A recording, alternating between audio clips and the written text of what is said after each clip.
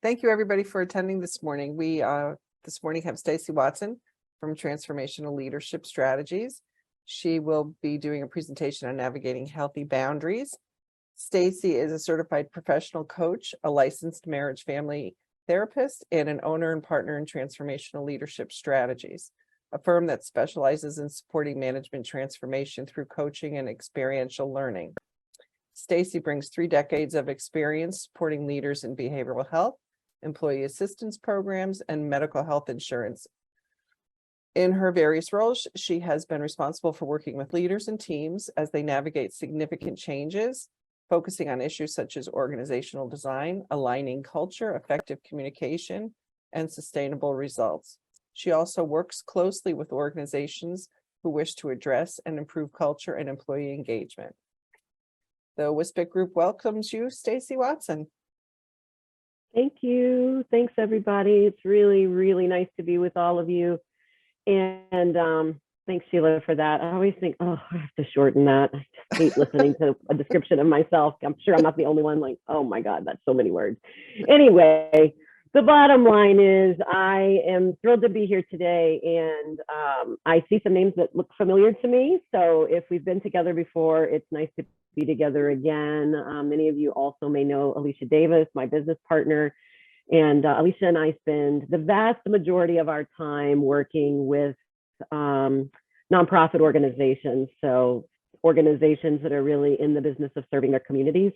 So we always like to say that we support the people who are out there supporting people. And it's a very gratifying way to make a living, to be honest. So I appreciate the opportunity to be with you today. And I also appreciate all the work that you and your teams do every day, because it really makes a difference. So with that, we're going to talk about probably one of the top 3 topics that come up, at least in my line of work. I'm talking with leaders or with staff members about what's top of mind. It usually starts with communication. That's usually the first thing that people will say. You know, we have a hard time in our communication as a team or within our organization. Right now, I'm also hearing a lot of people talking about burnout and sort of just people not having much of a fuse. So how to maintain composure when emotions get high. And so we're having a lot of conversations about that. But always in the top 3 or 4 is the topic of boundaries. And it's really interesting to me because I think, you know, when you think about boundaries, it's in some ways it's a little difficult to define them because they're a little bit in the eye of the beholder.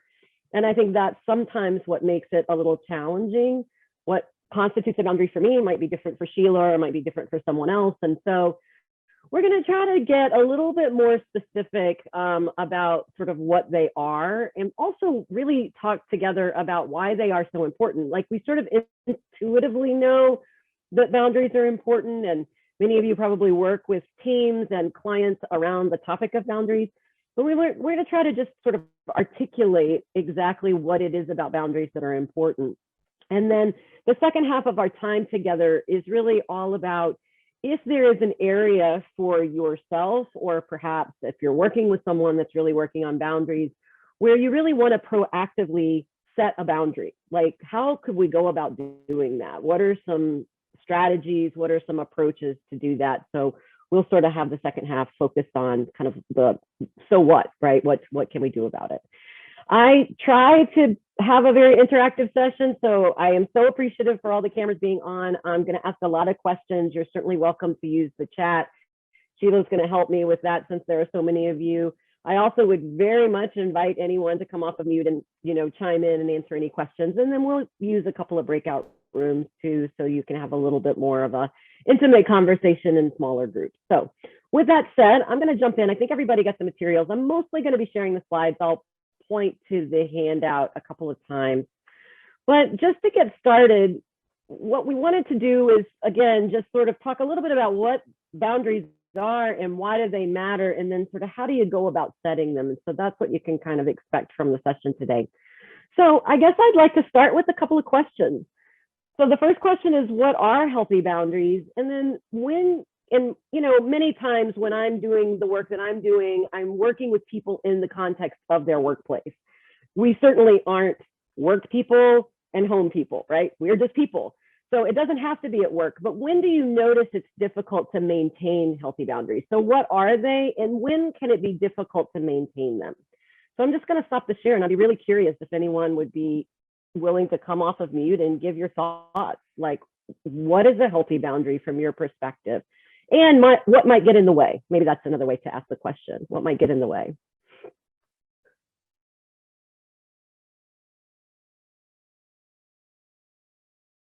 I would say being able to honor like what you need. And I think a lot of times we're so focused on trying to do things to make other people happy that we're not always in tune with what we need for ourselves. And so I would think, I think of boundaries for me as being able to acknowledge my needs and being able to communicate those and trying to not bring guilt and shame or other things associated to honoring those things. Right. To be curious and not judgmental about them. Absolutely. Rebecca, one of the things that comes to mind as you say that, I think it's so important, is that often I think when we are in the business of supporting and serving others, that we can get kind of disconnected from ourselves and also our boundaries. So we might be experiencing discomfort or something's not quite right and not even have the language to say, I think my boundary has been sort of breached. So it's just interesting. There's so much awareness, I think, that comes along with this conversation. Yeah, other thoughts about what boundaries are and what makes them difficult sometimes. I think. Go ahead. Sorry. You first, Lan. I'll go after you. Okay. I was just going to say, I think sometimes what can get in the way of maintaining healthy boundaries, especially in the work that we're all doing as far as behavioral health goes, is we're trying to bring about a genuine connection with someone. But sometimes we feel like putting up a boundary might get in the way of building that genuine relationship, genuine rapport with someone. Yeah, it's a really important point. And depending on your training and where you went to school, you might even have a different understanding of what an appropriate boundary is. When I did my therapy training way back decades ago, the rule was very firm and very clear, and you had very, very strong, rigid boundaries around sort of yourself. I feel like, and then I went through coach training and you still had boundaries, but they were very different. And so it was just really interesting to sort of see that. And even now, going to therapy myself and sort of meeting with other therapists, I feel like people have different perspectives on it. So it's a really interesting point that you bring up, Leanne. Fred, go ahead. Thank you, Stacie. I was thinking where it is for me now, and it's trying to have a balance between work, between family life, between faith, between exercise, and other pleasant activities that can go on within my life. So finding that balance, I think, has been helpful for me as of today. Yeah, so part of having healthy boundaries is feeling in balance. That makes so much sense, Fred. Yeah, oh gosh, we have Allison with an I and Allison with a Y. So Allison with an I, if you start, and then we'll go with the Y. Okay, thank you. Fred, actually, just to kind of piggyback off what you were saying, I was going to say boundaries as far as time goes and, kind of looking at the balance of work and personal life, especially for those of us who are on call. I think it's difficult because a lot of the time we're accessible 24/7. And so even when you're off call, we'll say it's hard to kind of like walk it back a little bit and really truly disconnect without like looking at your phone or things of that nature. So I think that can be a tricky part of the job too. Yeah, for sure. Absolutely.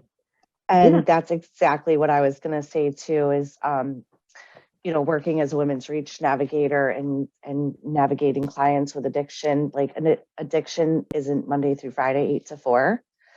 But I'm also, a new mom of a very young child, and my weekends are dedicated to being a mom and a wife and everything that I need to do for my own self-care. Implementing that boundary of not answering my work phone on a weekend is extremely difficult because clients, they sometimes need us on the weekends, right? So I always tell them, feel free to text me. I will periodically look at my phone And if it's, an emergent situation, I will answer or call back. However, I really need to continue to work on the boundary of my weekends are dedicated to my family, and I have to focus on the fact that like my job is 40 hours a week, even though it's really like 80 hours a week, right? So yeah, just piggybacking off of what they said. Yeah, it's so important what you're saying, Allison. Well, both of you said, and I was talking with the group at the Alliance yesterday I was with, and we were talking about this exact topic. And, one of the things I have noticed in the work I do, because so much of my work is with leaders in the nonprofit space, is that there's a combination of what is literally required. You're on call, you need to be available because there's staffing shortages and we're juggling people and all the things. And then I know, and this is true for myself as well, there's also kind of a habit that can get formed about I'm checking my device all the time and I'm doing these things. So figuring out, even for your own clarity, where the boundary is, how much of this is sort of me just picking up the phone and how much of this is required. And both can be true. So it's interesting because I think I know how to think about it for myself. And I think yesterday the group was like, yeah, I think that might be true a little bit also. Yeah, Rosemary, and then we'll go back to the slides and look at a couple of thoughts about boundaries. Okay. Hi, good morning, everyone. So it's Maggie. So ditto to everyone, what everyone said, but one of my favorite words that I think I'll always be working on is balance, as Fred said. But I think for me, it really is the caring for and actually, caring with, kind of, looking at that piece. My work is really in how much I care and how I do things, and setting a boundary that I'm not expecting the exact same of others.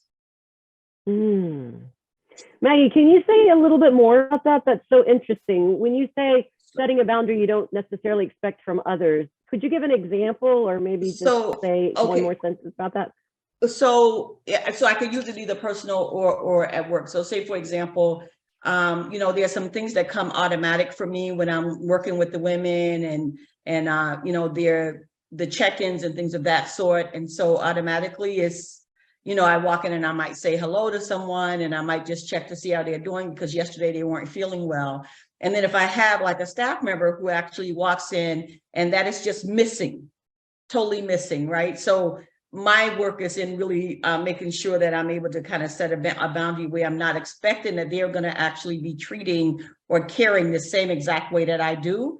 And so a way of really being able to have the conversation and saying, well, the woman really might have been, it might have been beneficial to be able to say something to check in, but I realize that that's me and how I provide care. Yeah. We're all kind of doing it our own way in some ways. Yeah. So yeah, it's a great observation. Thank you. Thanks for the clarification too. Well, let's just jump in. We're not going to spend a lot of time on these because a lot of this, I think, may be a little bit intuitive based on what we just talked about. But I do think it's helpful, again, to really think about, because often, again, I think sometimes we might have this sense of discomfort or something's not quite right and may not be thinking about it in the context of an actual boundary. So boundaries obviously can be very physical, and it's always interesting. Like you could be on a crowded elevator and be very conscious of the space around you, or on a subway and be very conscious of the space around you. I don't know if anyone's ever had the experience of going to the gym and no one's on the treadmills, and you get on one and then somebody comes and gets on the one next to you, and you're like, why'd you get on the one next to me? Like you just noticed that. Or you're in a movie theater and maybe it's not very full and someone sits relatively close. So we're very conscious about our physical space. And obviously, when we're dealing with people who have experienced trauma, that becomes all of its own kind of sort of experience. So just recognizing what that is to you, and to Maggie's point, what yours is likely not the same as someone else's. There can be cultural differences around what physical space boundaries look like. So it's just really important to sort of think about that. And then, of course, we're going to talk a little bit more about sort of emotional kind of boundaries and how can you sort of have the freedom to be you. And I know a lot of organizations spend a lot of time thinking about how do we create a culture where people are allowed to show up and be themselves. And yet, how do we also sort of conform to whatever the expectations are of the role or the job or what have you? So one way to think about it is just, healthy boundaries are really kind of where I stop and you start. And I think that can be helpful, whether we're talking about it from a physical perspective or more metaphorical, and we'll kind of touch on that. So, when we think about what signs of unhealthy boundaries might look like, some of them, again, are pretty obvious. Like if someone's touching me and they're not invited to do that, then that is usually very clear. There may be times, though, that there might be someone sharing something. And of course, you're all mental health providers, so you're in the business of hearing things that might be hard to hear. And yet, if we're at the lunch table at work, if we still do that, I don't even know if people go to a lunch table anymore, but if we're in a work context or even in a social context, and someone's sharing something and it feels inappropriate for the setting, for the relationship, that can be a boundary trigger where we start feeling uncomfortable. And again, based on our own life experiences and any trauma that we may have experienced or someone else may have experienced. So it's just really interesting to notice. A lot of, I think, what this first section of this conversation is about is just beginning to really become more aware of boundaries. And, some of it might be sort of what is it that I need to be doing for myself versus what do I look to you to do? And I think as therapists, this is a thing that we have to establish with our clients often. You can rely on me to support you for these things, and then your job is to do these things, and really being clear about that. So, again, in the context of the work that you do, the boundaries are more defined or differently defined, perhaps, sort of the way it is within the workplace. And of course, both are important, and it's really, I think, helpful to sort of think about that. I guess when we think about work, so if we think about not the work that we do with clients, but the workplace itself, I guess I'm curious sort of how you notice healthy boundaries at work. What do healthy boundaries at work look like? And I'm just curious what your perspectives might be. If I were to walk into your organization as a consultant or as a coach, and I were to say, man, this place seems to have really healthy boundaries, what would I be noticing, do you think? How does that show up in the workplace? Stacie, good morning. Hi. Hi there. I think many of us have worked in very fast-paced environments for much of our time here, and often have, eaten through lunch or skipped lunch, worked through lunch, all that jazz. But I have made a conscious effort to truly take my 30 minutes and walk away, whether that be to eat or to walk or to just get some sun, so that I can really, nourish my body and my mind, take a break from the constant stimulation, because that's affecting, your body, your mind, your soul. So that has been a big change that I've made. When I was younger, I didn't do that, but I'm making that effort now. Yeah, thank you, Jennifer. And I think the thing that you may or may not be aware of, and maybe this is true or not if you're in an office or if you're not, but if you're in an office, if what you are doing is observable by others, it's really powerful modeling. If they say, oh, this is Jennifer taking her 15 minutes in the middle of the day to clear her head, like we don't even know how powerful those messages are, even for the younger staff who are themselves trying to figure out, how do I take on my caseload, keep myself sane, be healthy at work and at home, all of what we all had to try to figure out, especially as young clinicians. So I think it's a really great example. So one thing I might notice are people sort of taking care of themselves. Yeah, for sure. That might be one way to notice healthy boundaries. What else might I notice in the workplace?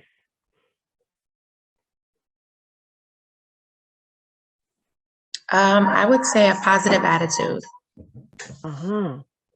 Yeah. So it's not necessarily Susie Sunshine, but it's not the person who's necessarily always negative or sort of bringing the conversation down. And of course, we've all seen that in the workplace, and that can be really hard on culture and hard on teams. So yeah, Eliza, thank you. Well, I'll share a few other things that you may or may not have thought of as related to boundaries, but the research does sort of bear, sorry, I have this new computer, and so I'm always trying to figure out how to make it do what I want it to do. Okay, there we go. So here's some other thoughts, and some of this ties into exactly what you were talking about. You know, I think healthy boundaries, you could probably correlate highly with levels of trust. So if, you know, Rosemary and I have a healthy boundary, we probably have some trust between the two of us. And so, of course, when you have organizations where there is trust, then you can delegate more easily because I can sort of ask you to help out, or you can ask me to help out. We can also minimize misunderstandings by just basically, if Jennifer and I have a misunderstanding, I can just say, hey, you said this thing yesterday and I didn't quite understand it. So can you clarify? Or were you upset with me? Because I couldn't tell from your tone. Like, we can do that. And that's all related to being able to have really healthy boundaries. Like, I'm okay and intact in myself, and you're okay and you're intact in yourself. And we can really address each other as coworkers and as, you know, healthy adults. So it does, healthy boundaries when in the workplace really does sort of create a stronger sense of safety. And when you think about, you know, there's been so many staffing changes, and I'm hearing now maybe there's some light at the end of the tunnel with some new staff coming in and younger clinicians. And so you can imagine, and you can maybe remember, going into your first agency role, if it feels safe to be there, then it's a much easier place to learn to do your work. So there's something very foundational about healthy boundaries that gets very much interwoven into trust and healthy communication. So it's really important, I think, that we are cognizant of really focusing on what can we do to develop healthy boundaries. And just, you know, quickly, when we don't have healthy boundaries in the workplace, then you kind of get into the, you know, I think back, I was on a team when I was at Aetna for a long time, and I was on a team working for what I now realize was a really unhealthy leader, but I was younger in my career and didn't really know that was the case. I was a little bit like the frog in the hot water. It just got hotter and hotter and hotter. But you know, one of the things I remember really experiencing on that team was that everybody seemed to fall in line with his way of doing things, and it did not make sense to me. Like, it did not work for me. And so I think that was a clue, but I didn't know it. But those were boundary infringements that were happening on that team. And, you know, of course, when I feel like my boundaries are being pushed against or infringed upon, then it's very likely I'm going to become resentful. So it's just really helpful to understand when we're focused and intentional on creating healthy boundaries, so everyone feels that they can be kind of the best version of themselves that they can be, then it really allows us to avoid some of the sort of more toxic or challenging behaviors that we might experience kind of in the workplace. So just briefly, we're going to focus, there's lots of different types of boundaries that we could focus on. Today, I'm just going to touch on 3. We've already talked a little bit about them, and then we're going to spend a little bit of time in breakouts, and I'm just be curious to sort of have you talk about sort of just this topic in general and what is resonating for you about it, whether it has to do with the current place of work or maybe experiences that you've had in other places, but really thinking about sort of boundaries within the context of work and working with other people. So obviously, physical is the one I think that most of us think of very easily. And it's a little bit like I find with self-care. When we talk about self-care, a lot of people immediately think about physical self-care. So I think we can think about our bodies, and that makes a lot of sense to us in terms of, you know, are you invited to touch me? How close are you standing? Have you been in my space? If you're a parent and you've had children, you know about having your boundaries invaded all the time because they're always in your space. And so it's just a funny kind of phenomenon. So physical boundaries, I think, are some that we really often will notice very quickly. Emotional boundaries, I find, are a little trickier. And again, it may be because we don't even really know what the boundaries are that we have. So it might be sharing information appropriately. It might be the way people are talking about each other. So I'm working with the team right now, and they have a real culture of sort of gossip and backbiting. And so for the people who are coming into that organization new, because I'm sort of talking to people individually, they're really uncomfortable by this, but they don't know what to do about it. But it's very unsettling, because you always think, well, if you're talking about that person to me, then who are you talking about me to, you know? So I think there's that sort of emotional piece. So a lot of it has to do with really understanding when my boundaries are being infringed upon. How do I notice? Like, what are the clues that are going to help me notice? And then what can I do about it? And we're going to talk a little bit about that kind of in just a moment. And then the final one, I think, is one that's a little bit even trickier in some ways. And this has to do with sort of, how do we kind of make the space for everybody to have their own thoughts and still kind of get the work done and follow the rules and regulations that are put upon us and fill out the forms and do all the things that are required. And it's really, you know, sometimes I find that some leaders are a little bit more intimidated by varying thoughts, you know, on different decisions that need to be made.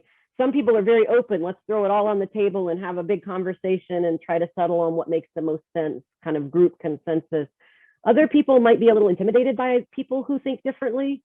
And so I think when, you know, we're thinking about diversity of all different types, one of the things that can be really helpful is to also think about, how are we allowing people to have space to kind of have a perspective that might be different than our own, because obviously their lived experience is not going to be the same as ours. So again, this is all related to boundaries. You know, how can we allow that and have that be appropriate and make space for that and all the things. So really, you know, first of all, we're really focusing on, how do boundaries show up in the myriad ways that they do? Why do they matter? And how can we sort of intentionally begin to think about establishing really healthy boundaries within our workplace? Because that's sort of what we're focusing on today.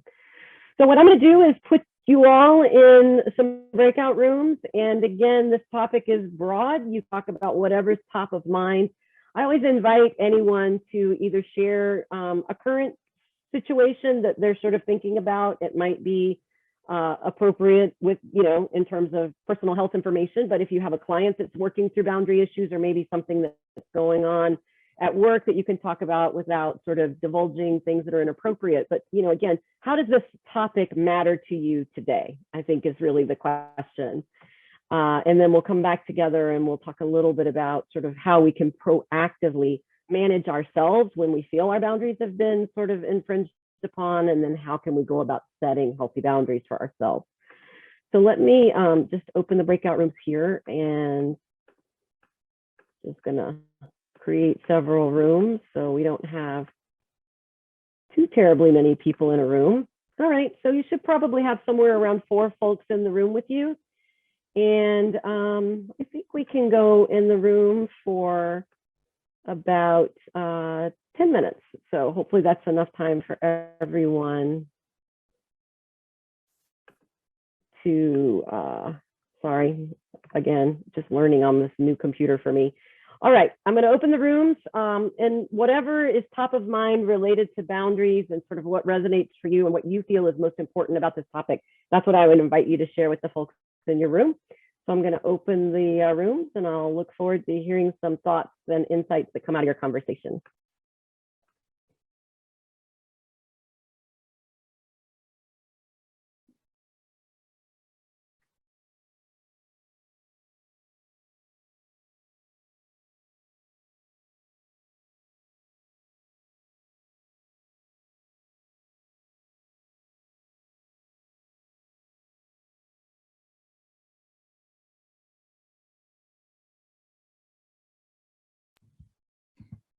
Hi, Stacie, it's Shelley. Rebecca and I usually don't go in the group because of our role. And sometimes I want people to feel like they can be honest and vulnerable without us. Of Big brother. course. Yeah, no, of course. It's totally fine. I made the rooms a little bigger just because I wasn't sure who was going in and who wasn't. So that way everybody would have at least 3-ish people, and maybe and mostly 4. So That makes sense. I just wanted to let you know why I declined. That's totally fine. Totally fine. How are you doing? I don't think we've ever met, Shelley. It's nice to meet you. Nice to meet you. I've worked with Alicia many times on different initiatives. So it's nice to meet you. And I will be honest, Yeah. we have our huge grant application that is due on Friday. So I am multitasking a little bit this morning. So I get it. I think we all understand. We all understand that. So I'm hearing this not a conversation problem. about boundaries and wishing that I was able I was to better thinking the maintain same my thing. boundaries by participating. I was thinking the same thing. I was laughing to myself. I'm like, oh, wow. Yeah, I know. Balance. Easy to say, hard to do sometimes, right? Like I think that's the headline with boundaries. But very important nonetheless. So thank you for being here. Yeah, Well, for just sure, think for sure. of Friday afternoon, and you're gonna go do a little self-care after it's submitted. I'm gonna do WOW, Sheila. I'm gonna facilitate WOW. But I did take next Wednesday off. So Well done. yes. And I'm going to get a pedicure and try to schedule a massage. So I'm like really going for it. Good job. I love it. Go all in on the self-care. It's Yes. awesome.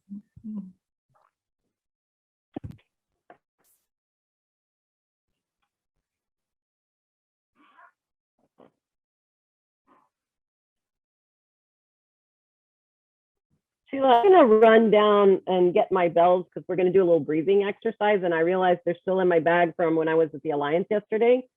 So I'm here. I'm just gonna run downstairs and be right back. Sounds good.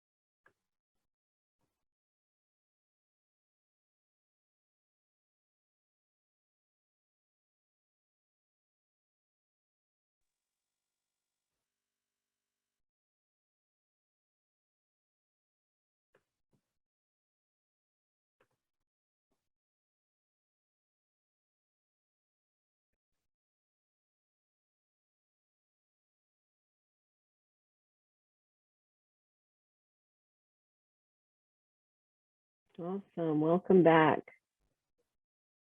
Folks are just coming back.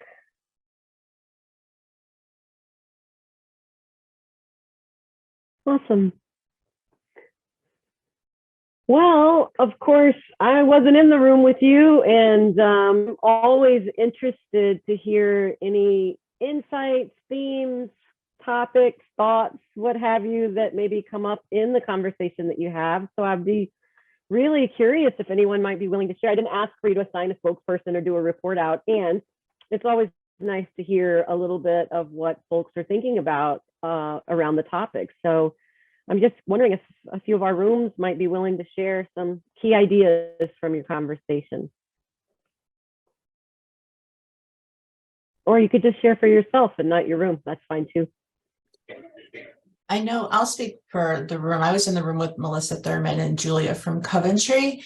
And one of the things I brought up was how sometimes when people are new in the field, setting boundaries with the clients can be very difficult. I'm not saying no, especially in residential, because they're there and they're, and so really trying to get them to see the benefit of why boundaries are healthy for the client. And because they'll just see them all the time, and then they get backed up and they miss an appointment and have to cancel it. So really saying, yes, we are here to help, but we also have to make sure, and what does that look like? How can we set those boundaries, still be really helpful, and take care of the other responsibilities? Yeah, that's a really important point you're making, Melissa. I do think when we are newer in our career, it can be a little bit challenging to know what those boundaries look like. And the boundaries can be different depending on the agency and the program. I mean, to some degree. So that can also be tricky if you're not new as a therapist, but you're new as a therapist in this particular context. And it could be a little different there too. So yeah. Other themes. I'm just going to share on myself, not my group. I was in a group with my supervisor, Leanne, and Dolores and Katie. And I was saying that over the weekend, I covered at the residential facility, one of our residential facilities, for a little bit of overtime. And I had worked in that program for about 4.5 years. And going back in, just kind of knowing that I'm now in a different position, and the way that the program is now ran is completely different from when I was there, and kind of like knowing my role, so to speak, of adapting to, reverting it to another staff. So if a client asked me the question, as much as I did or didn't know the answer, I'm like, well, you have to run it by so-and-so, right? Because they're the full-time staff member that's in that facility now. I am in a different program, in a different, in the same entity, and kind of just like knowing my role and realizing that it doesn't necessarily have to be Allie's way to be the right way. And I struggle with that. And I struggle with that because I'm very egotistical, right? And I'm very loud and opinionated, and I make that very well known. But just kind of reining it back in and having that boundary set of like, okay, this is not my full-time role anymore. Like, I'm just here to help out. Yeah, Allison, I don't know you, so I don't know if you're egotistical, but the reframe for that might just be that you're very confident in the work that you do, right? And so this is something that we see all the time. And I just invite you to think about your own organization, and you have a person who excels at a particular role, and then they get promoted, and now they are supervising people that used to do the role that they did, right? And so when you see that happen, what is completely logical that would happen?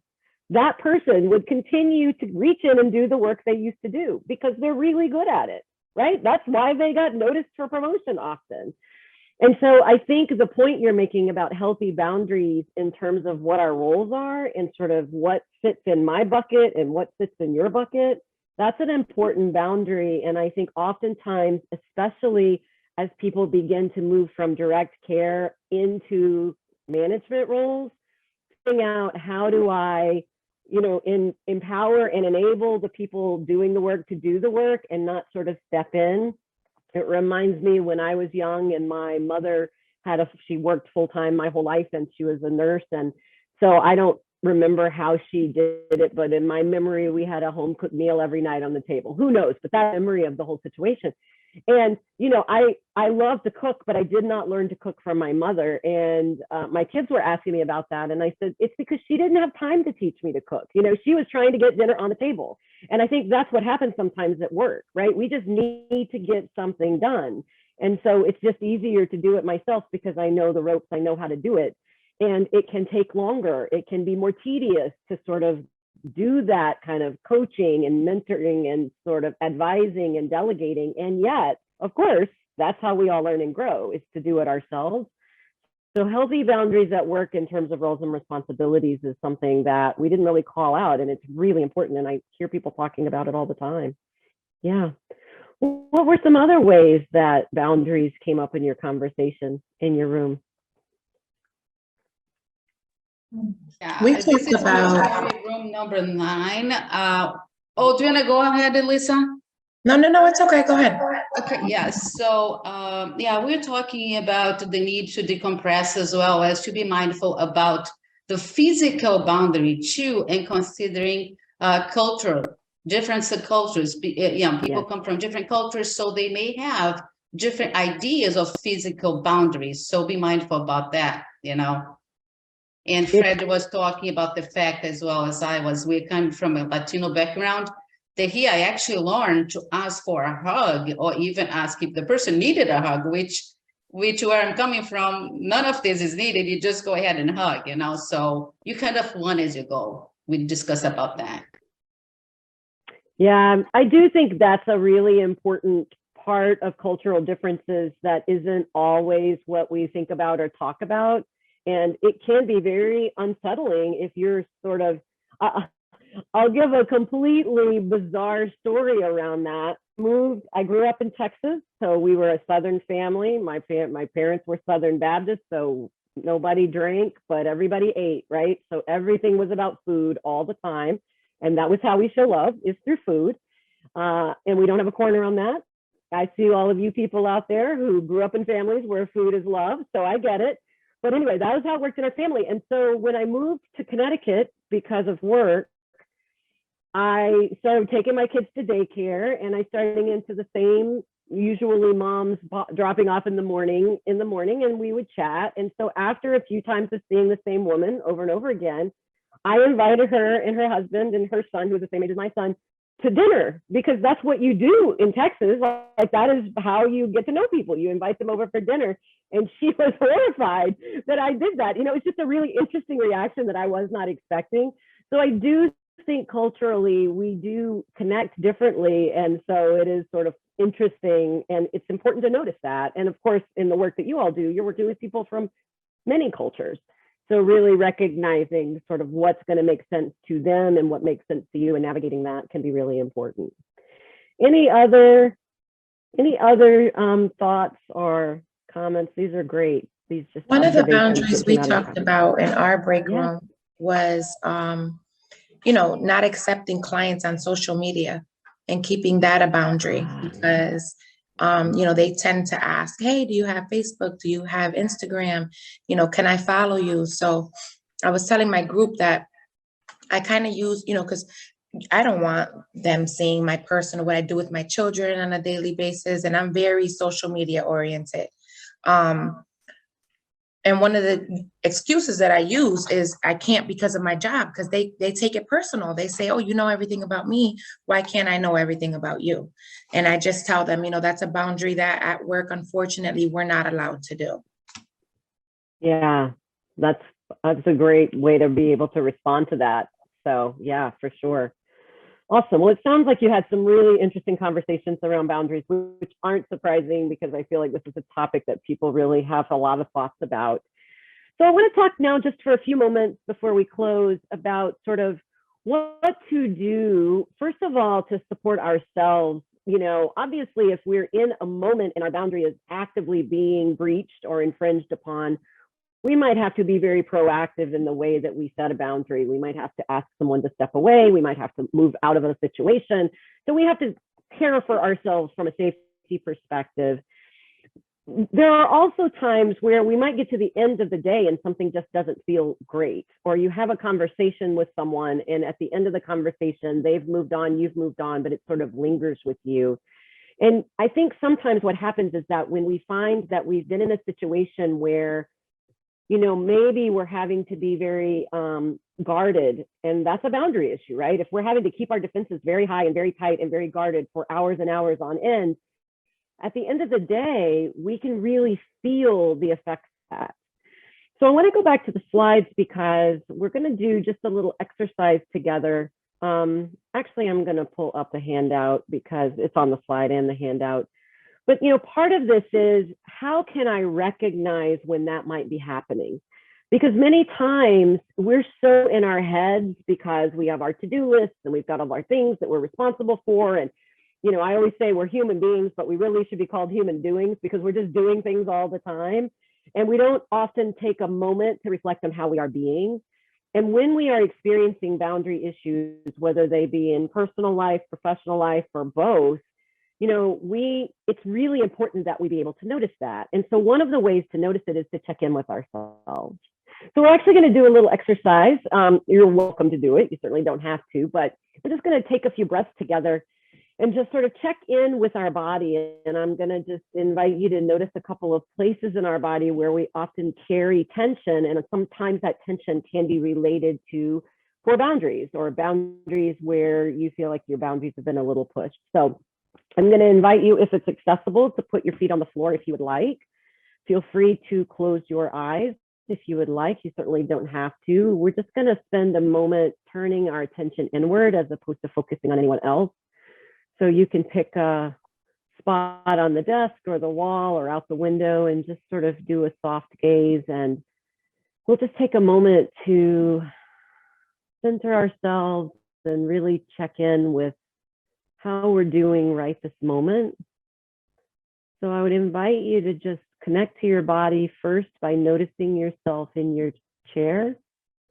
So you might notice where your legs and your back are connected to the chair, and you might just realize that you're being supported by this structure, which is always interesting when we're in the business of supporting others, to really notice that we ourselves are also being supported, sometimes just physically.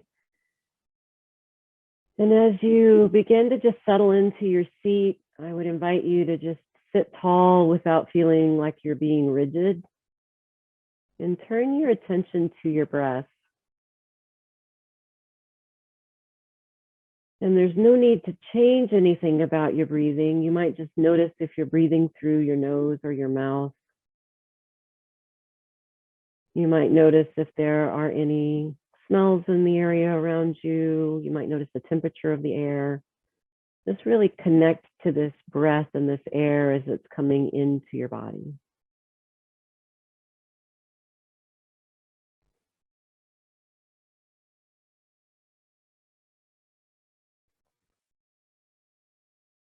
As you notice the air coming in through your nose or your mouth and going down toward your chest, I want to just invite you to notice your jaw.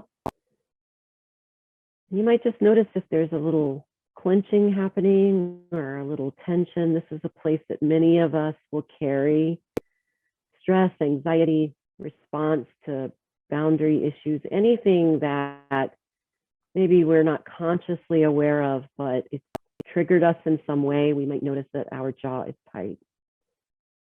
So just on the next breath, I would invite you to just loosen or relax your jaw even a little bit. You can move it around if you'd like, and just notice if in doing that you feel any release.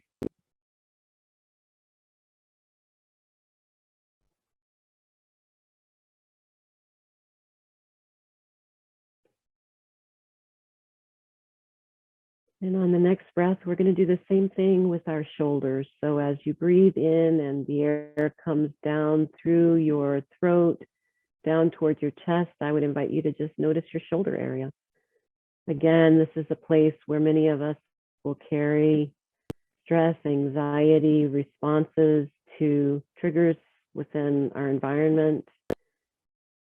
And just see if you can drop those shoulders down your back even a little bit and just notice if there's any relief or release that happens when you do that.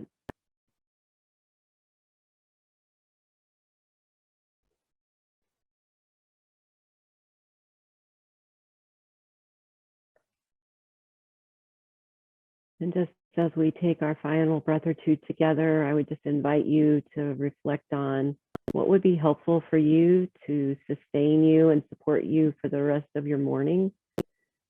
You might just imagine that whatever that is, maybe it's a sense of calm or focus or even joy or laughter, whatever that is, I would just invite you to sort of just imagine as you take this next breath that you're bringing that energy into yourself. So it'll be available for you.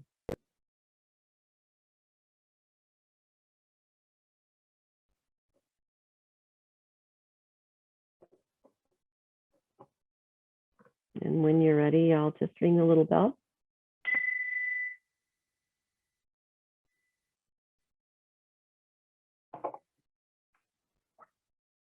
And I will stop the share and welcome you back into our little Zoom room here.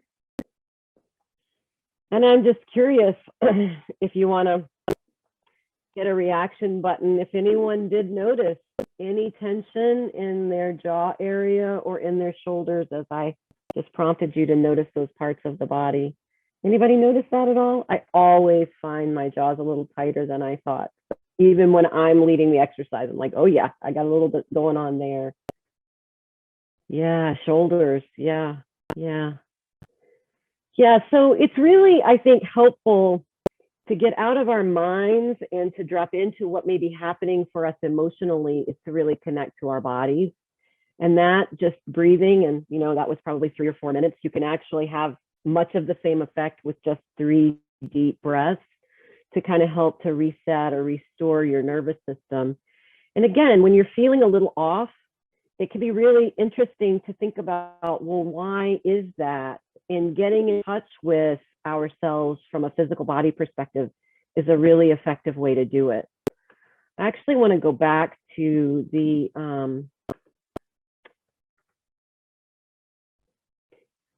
self-management, so stopping and breathing and then noticing. And the noticing is really important because sometimes the emotional reaction that we're having is stronger than it makes sense, right? Like I was just in a session yesterday with a bunch of mental health practitioners, and they were all mostly managers and supervisors. And they were just talking about how there are some days and some times when they feel like they just don't have the patience that they have other days. So it doesn't necessarily mean it's a boundary issue, but it is curious, like what is going on that for me today, I just don't have it to give, right? And so it can be really helpful just to understand how much of this is about a particular person or situation and how much of this is something else. And then really being able, because we are sort of stopping and slowing things down, to be able to say, how do I want to be able to respond in a particular situation? So those are some things I think that can be really helpful, whether it's about boundaries or just about sort of emotional self-care, right? How can I care for myself in a given moment? I was listening to a Brene Brown podcast. So if you're a podcaster and you like Brene Brown or find her interesting, this particular conversation, this was actually part 2 of a 2-part series. It was her Dare to Lead podcast, I think, but she's talking with Adam Grant and Simon Sinek. So many of you may know both of those as professors and authors and thought leaders as it relates to especially workplace and sort of human connection. Well, they had a whole interesting conversation on boundaries. And one of the things that she talked about that I thought was really interesting was not just to say what's not okay, which I think is often what many of us think about when we think about a boundary, like you can't come closer than 18 inches, or you can't, share in my social media, like whatever those boundaries are, we say this is what's not acceptable. She also sort of incorporated what is acceptable so that you give almost like an option or another way to think about a situation. And I just found it to be really an interesting thought exercise. So some of the examples that came out of that conversation, sort of what I was listening to, and then the conversation Alicia and I had about it as we were putting the slide together, you know, it's okay to be angry. It's not okay to slam your fist on the table. You know, it's okay to ask for support. It's not okay to gossip about someone else, like whatever those may be. And so I think it can really create space to allow people to have their human feelings or to have their human responses, but to also set some parameters about what's appropriate or acceptable and what's not. And so, I don't know, I just thought that was very interesting. And I was curious if any of you have ever sort of thought about boundaries in that way, or maybe used that kind of an approach when talking about boundaries with colleagues or clients or even family members, sort of not just what's not okay, but what is okay. Just anybody have any thoughts about that? Because I don't know, I found that very interesting in the context of their conversation.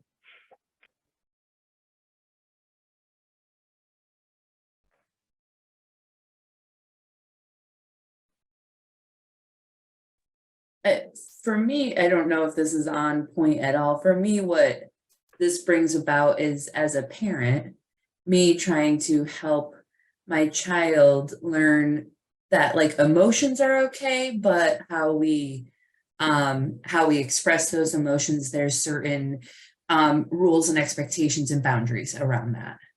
So it's okay to be angry, but it's not okay to, and then, you know, whatever is happening in that moment. Yeah, and I think, yes, Leanne, I agree. I feel like parenting is such a great practicing ground for, you know, all of the mental health skills that I feel like I've ever tried to have. And yes, I think that parenting is a perfect example of how that sort of what's okay and what's not okay can come up, for sure. So I want to just jump back in, and we're just going to walk through sort of a process that can be used when we are in a situation, or perhaps it's a client you're working with, or even a colleague or a family member who has become aware that something is wrong and I really think I need to set a better boundary. And I think we started at the beginning when I was asking sort of about healthy boundaries, and many of you mentioned work-life balance or work-life boundaries. I think this is an area where people often sort of think about sort of what kind of boundary might be okay, or how might I go about creating more of a boundary between work and life that works given the work that I do. So what's reasonable and what might I do? So it's, you know, it's really getting folks or helping yourself become clear on what it is that you need. So I'll use an example from some coaching I was doing as part of a leadership program that we were running last year, I think it was. And the woman was a supervisor, or actually she was a director in a mental health organization, and she was short-staffed and she was working a lot of hours and filling in for staff and, you know, all the things, right? You all could tell me what she was doing because it's what everybody's been doing. She also had 2 young boys. So she had a 7-year-old and a 9-year-old. And so she was in the situation where she just felt guilty all the time. When she was with the boys, she felt guilty that she wasn't working. And when she was working, she felt guilty that she wasn't with the boys. And so it was just this kind of no-win situation for her. And so we really worked through this idea of what might some kind of a boundary look like. And, you know, it doesn't have to be the forever boundary, but maybe the boundary for the next several months as they're trying to fill staff vacancies and that type of thing. And for her, what she did was she decided on Tuesdays and Thursdays, those were going to be her family nights. And so she worked it out with her leader, and she talked to the people on her team. And of course, she was available by phone for emergencies, but she just decided Tuesdays and Thursdays. So for her, those were going to be the nights. She was doing dinner, bath, bedtime, all of that with her boys. That was her focus. And she would not feel guilty about not working those nights because everybody knew this was the boundary. And then on Mondays and Wednesdays, she had a partner, and the partner was more on point with the boys. And so she would do some things, but she would open her laptop and do some work because she just had more work than she could get done in 40 hours, right? So for her, that was sort of how she went about doing that. So I think the self-awareness piece is so important, really understanding where might I need a boundary that doesn't exist right now, and how can I get really clear on what that might be? So the first one is, again, just the self-awareness. The second one, this is where the rubber can hit the road, the second step, which is what conversations might I need to have to support this boundary that I need, right? So for her, she needed to go and talk to her leaders. She needed to talk to the people on her team. So it's really being able to, without apologizing, like there's no need to apologize that you want to spend time with your 7-year-old and your 9-year-old. It's basically saying, this is what I need. And I also understand that we have some constraints here from a staffing perspective. So I want to work to find a solution. So it's really being able to be very clear and direct and open about what the need is, and open to helping to have, you know, whatever the solutioning is. So this is sort of the external part of the boundary setting. So first it's self-awareness, then it's being able to sort of have whatever conversation might need to take place. And then it's really being able to navigate whatever the response is, right? Because sometimes we'd like to think that all leaders would always be completely rational and reasonable when people are asking about these types of things, work-life balance, how might we try to find a solution? And we also know that isn't necessarily the case.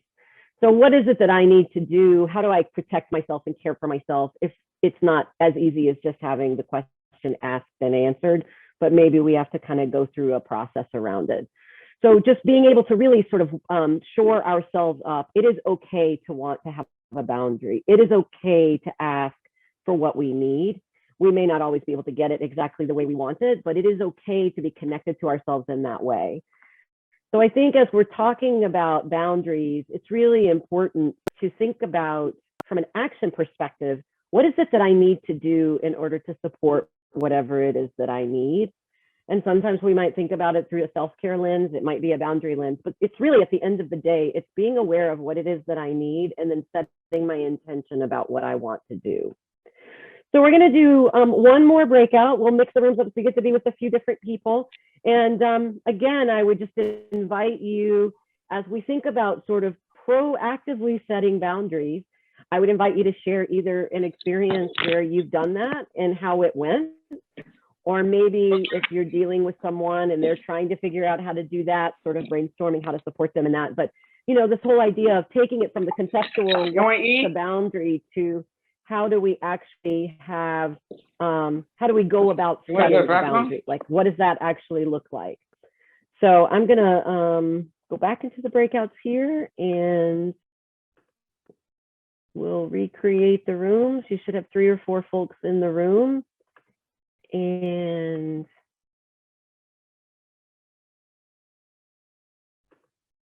I think we'll have about 10 minutes again. And again, just talking about the actual process of setting boundaries and what it might look like and how that might work.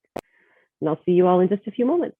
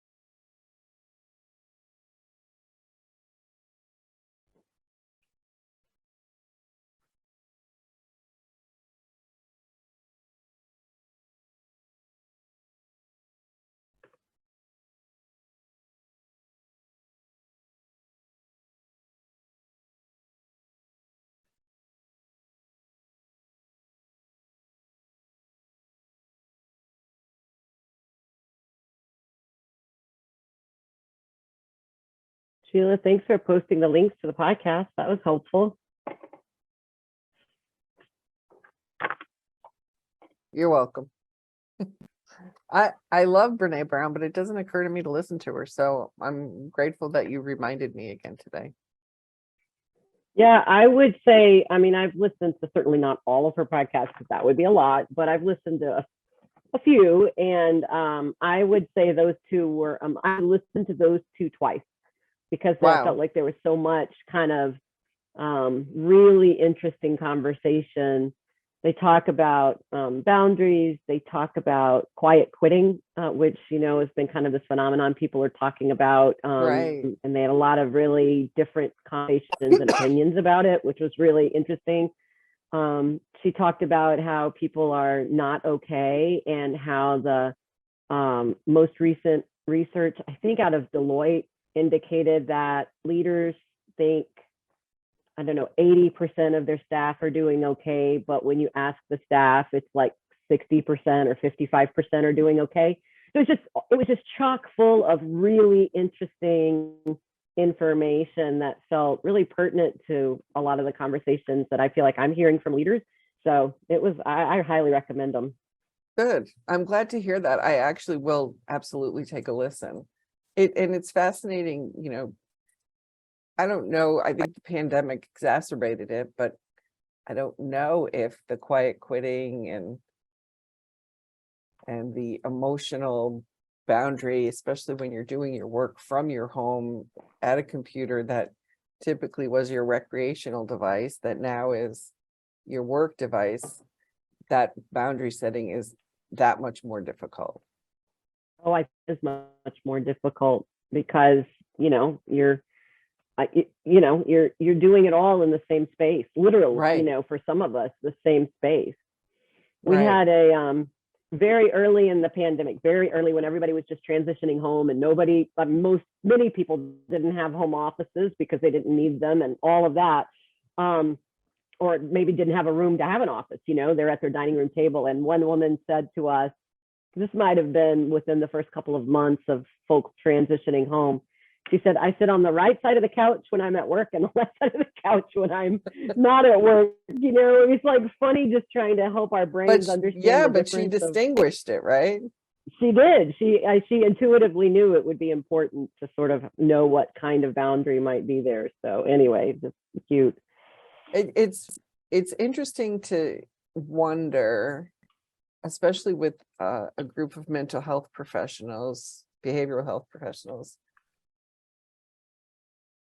I'm going to use the diet, the weight loss thing. Like a coworker of mine came back from the gym and she said there's a big sign at her gym. It says stop starting over, which I do every Monday.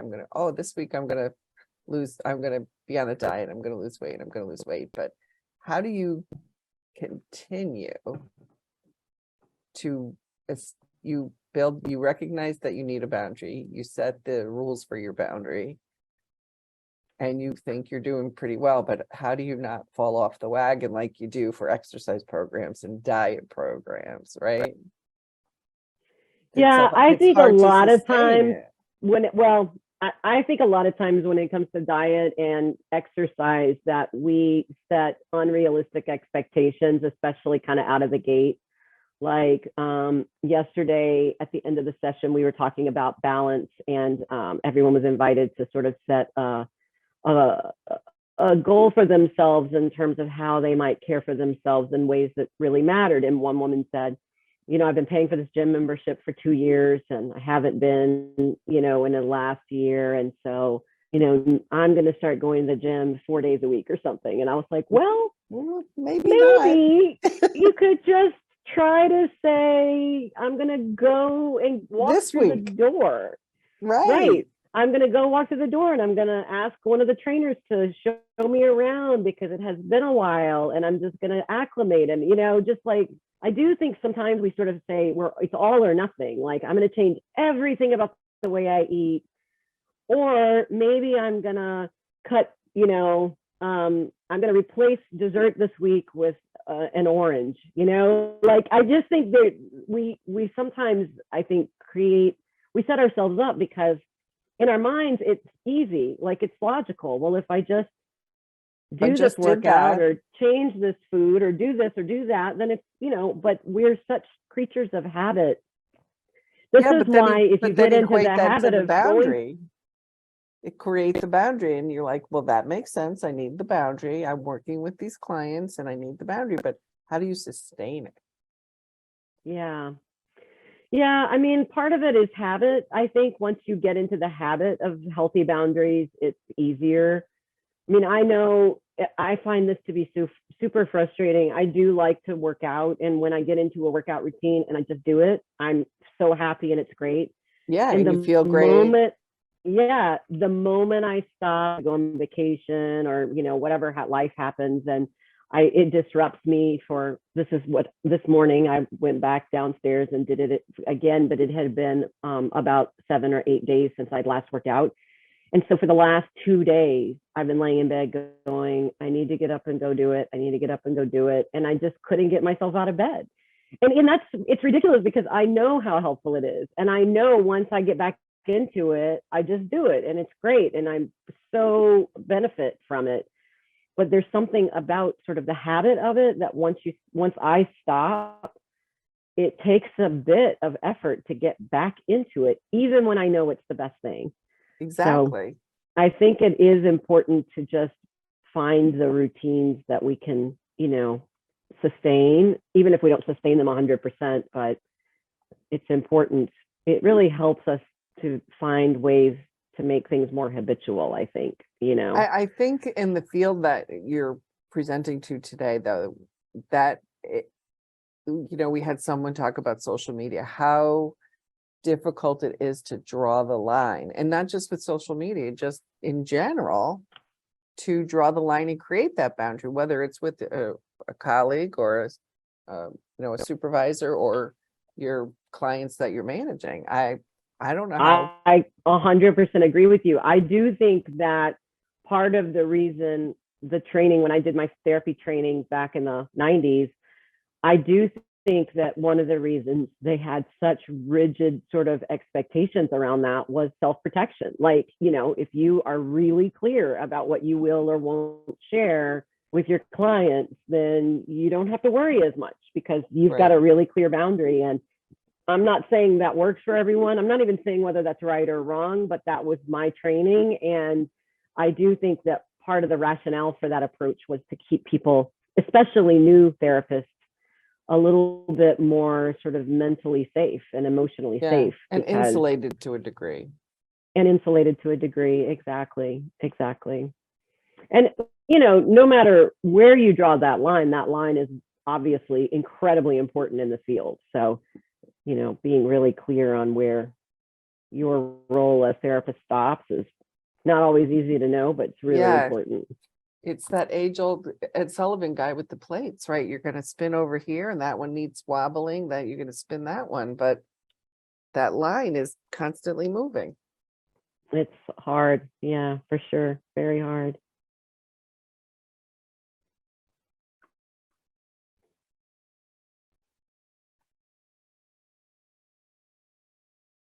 Awesome. Well, welcome back. And again, I'd just be interested if anybody might be willing to share either any of your thoughts or any themes that came out of your room around sort of the practicalness of setting boundaries. Sharon, yes, please. I came from the second breakout room. The first one was just as amazing as the second one. Wonderful people. We were talking about the second time. We're talking about as far as self-care goes, just like taking that, because we're not gonna be able to do everything for everyone else if we don't take care of ourselves first. Like that's first and foremost, and it's so challenging to do that.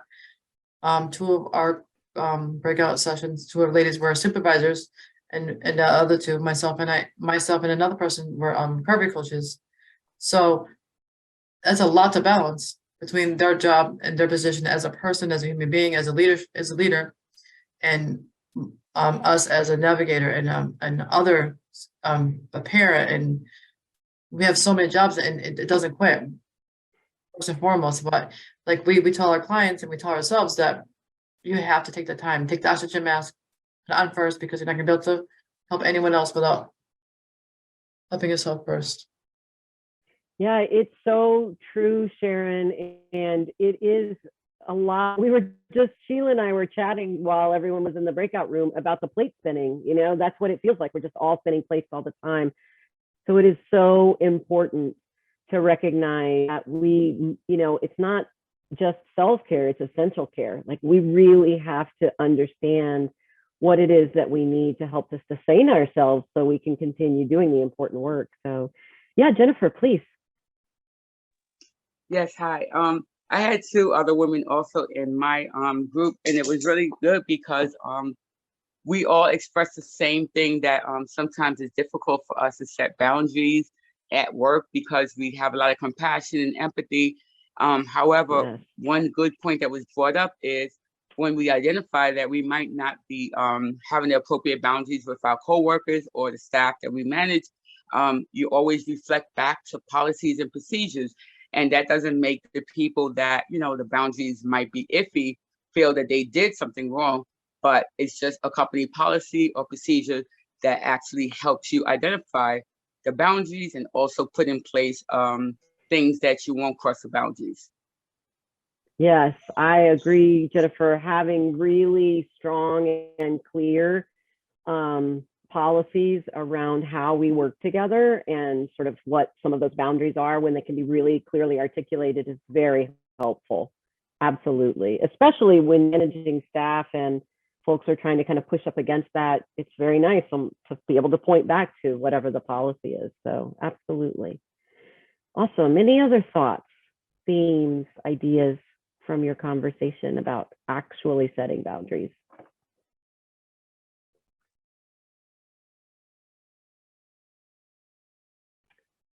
Well, I wanted to share just one last slide, and actually, I think I'll share the handout. This is also on the slide.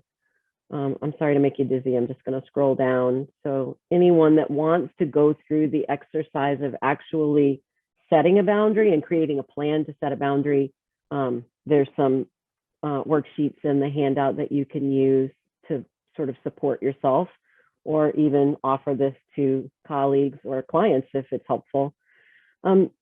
So I really loved these tools. I think they're very simple and straightforward, and they don't all apply in every situation, of course, but I think it can be really helpful. I'm working with the team in a small organization, one of our few clients that isn't a nonprofit organization, but it's a family-owned business, and it's two brothers, and they both have a son. They each have a son, and so they want to be able to transition the business to their sons. So what could possibly go wrong, right? So anyway, so they're trying to work through kind of the succession planning about that. And so one of the brothers, who's more the administrative person, kind of behind the curtain running the business, is already frustrated that the sons don't do all of these things that he believes they need to do in order to run the business. Well, of course, he's never asked them to do that, right? So part of the conversation that we're having is just to sort of make it clear that you need to be clear about your expectations in order to be able then to believe that you have set the boundary, and so, or set the expectation. So having clear agreements with people, I think, can be really helpful. One of the things that Brene Brown says, I do listen to other people, but just she's come up twice today, but one of the things that she says is clear is kind. And I really, really believe that. The clearer we can be around expectations, whether it be about boundaries or anything else, usually the better. And then it's also really helpful to know ourselves and our styles. And Maggie kind of touched on this when she was giving her example of knowing how she sort of shows up and checks in with clients and how that might be different than the way other people do. So, you know, being able to really be clear about what it is that you need. And if you are leading others, as a leader, being clear about what you need. You know, I really need more detail. I don't need as much detail. Maybe knowing that about the person that you report to can be helpful. So these tools are just really helpful, I think, as reminders of ways that we can set and maintain boundaries in a way that feels okay. Being able to speak up. We don't necessarily have to be the most extroverted person in the room, but when we have something to say, being able to speak up and feel okay about that. And then to be able to kind of say, like, if this happens, this is what I'm going to need to do to take care of myself, right? So again, I think that this topic we could talk about for days in various, you know, ways, and everybody probably has experiences of moments where the boundaries felt very clear and healthy and safe, and maybe examples where boundaries didn't feel as clear, didn't feel as safe. So it's important that we think about it, particularly given all of the work and the kind of just support that you're offering to clients and to staff members. So I really appreciate all of your engagement in this topic today. I would be just interested if there are any questions before we wrap up this part of the session.